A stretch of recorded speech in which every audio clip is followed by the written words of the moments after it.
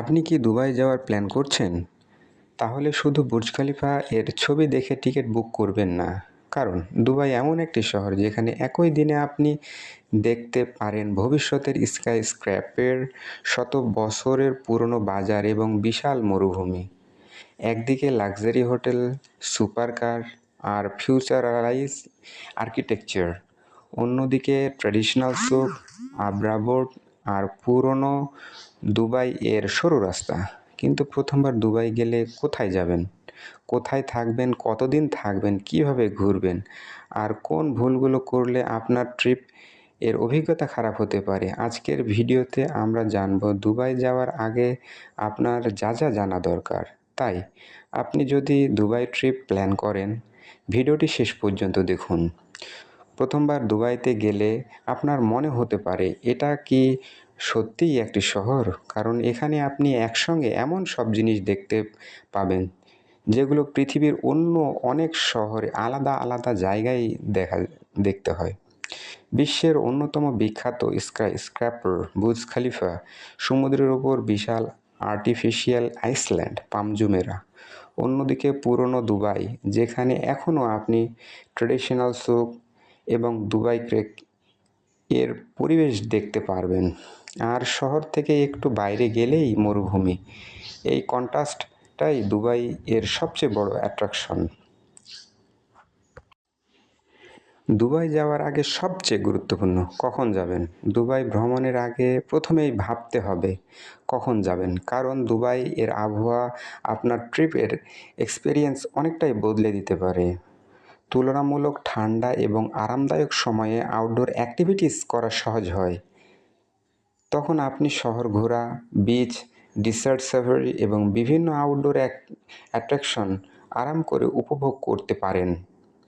অন্যদিকে গরমের সময় আউটডোর সিং বেশ কষ্টকর হতে পারে। তাই টিকিট বুক করার আগে শুধু ফ্লাইট প্রাইস নয়, ওয়েদারও চেক করুন। এবার প্রশ্ন, দুবাই ঘুরতে কতদিন লাগবে? প্রথমবার গেলে 4 থেকে 5 দিন অনেকের জন্য একটি ভালো স্টার্টিং পয়েন্ট হতে পারে। কারণ একদিন শুধু ডাউনটাউন দুবাই ঘুরতেই চলে যেতে পারে, আরেক দিন পাম জুমেরা ও দুবাই মারিনা, আরেক দিন ওল্ড দুবাই, এবং অবশ্যই একটি দিন রাখা যায় ডেসার্ট সাফারি এর জন্য। আপনার হাতে যদি বেশি সময় থাকে তাহলে শপিং, বিচ এবং আরও অ্যাট্রাকশন যোগ করতে পারেন। অর্থাৎ দুবাই এমন একটি শহর যেখানে আপনি 3 দিনেও অনেক কিছু দেখতে পারবেন, আবার 1 সপ্তাহেও নতুন কিছু খুঁজে পাবেন। কোথায় থাকবেন? দুবাইতে হোটেল বেছে নেওয়ার সময় শুধু হোটেল এর রেটিং দেখবেন না। আপনি যদি প্রথমবার দুবাই যান এবং ফেমাস অ্যাট্রাকশন দেখতে চান তাহলে ডাউনটাউন এর আশেপাশে থাকা সুবিধাজনক হতে পারে। আর যদি মডার্ন ওয়াটারফ্রন্ট এনভায়রনমেন্ট পছন্দ করেন, দুবাই মারিনা এর আশেপাশের এলাকা আপনার ভালো লাগতে পারে। অন্যদিকে ওল্ড দুবাই এর দিকে তাকালে আপনি শহরের ঐতিহ্যবাহী পরিবেশের কাছাকাছি থাকবেন। তাই হোটেল বুকিংয়ের আগে গুগল ম্যাপ এর লোকেশন দেখে নিন। কারণ হোটেল সস্তা হলেও যদি প্রতিদিন অনেক দূরে যেতে হয় তাহলে ট্রান্সপোর্টের পেছনে সময় এবং টাকা দুটোই বেশি খরচ হতে পারে। এবার শুরু করি দুবাইয়ের সবচেয়ে আইকনিক অ্যাট্রাকশন দিয়ে।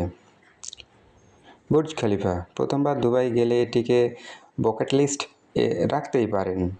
শুধু ভবনটির নিচে দাঁড়িয়ে ছবি তোলা নয়, সম্ভব হলে অবজারভেশন ডেক থেকে দুবাই এর স্কাইলাইন দেখার এক্সপিরিয়েন্স নিতে পারেন। উপর থেকে তাকালে শহরটিকে সম্পূর্ণ অন্যরকম মনে হয়। একদিকে স্কাইস্ক্র্যাপার, অন্যদিকে ডেসার্ট, আর দূরে অ্যারাবিয়ান গালফ। এই একটা জায়গা আপনাকে বুঝিয়ে দেবে দুবাই কিভাবে একটি মরুভূমির শহর থেকে গ্লোবাল মেট্রোপলিস এ পরিণত হয়েছে। বুর্জ খলিফা এর পাশাপাশি এর কাছেই রয়েছে দুবাই মল, কিন্তু এটাকে শুধু শপিং মল ভাবলে ভুল করবেন।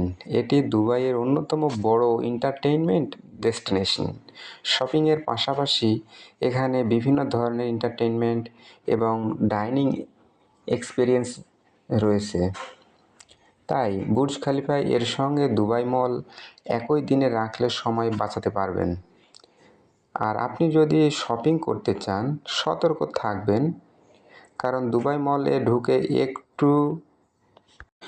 শুধু একটু ঘুরে দেখব বলে শুরু করে কয়েক ঘন্টা কাটিয়ে দেয়া খুবই সহজ। এবার চলুন শহরের অন্য দিকে, পাম সমুদ্রের ওপর তৈরি পাম শেপ আর্টিফিশিয়াল আইল্যান্ড। এখানে লাক্সারি হোটেল, রেস্টুরেন্ট এবং ওয়াটারফ্রন্ট অ্যাট্রাকশন রয়েছে। এখন আপনার পালা। আপনি যদি প্রথমবার দুবাই যান, তাহলে আপনার কোন জায়গা 1 নম্বর থাকবে? বুর্জ খলিফা, পাম জুমেরাহ, দুবাই মারিনা, ওল্ড দুবাই নাকি ডেসার্ট সাফারি? কমেন্টে শুধু জায়গাটার নাম লিখে জানান। আর দুবাই নিয়ে এমন আরও ট্রাভেল গাইড পেতে ভিডিওটি লাইক করুন, চ্যানেল সাবস্ক্রাইব করুন এবং বেল আইকন অন করে রাখুন। আমি দেখা করছি পরের video. Until then, happy travelling.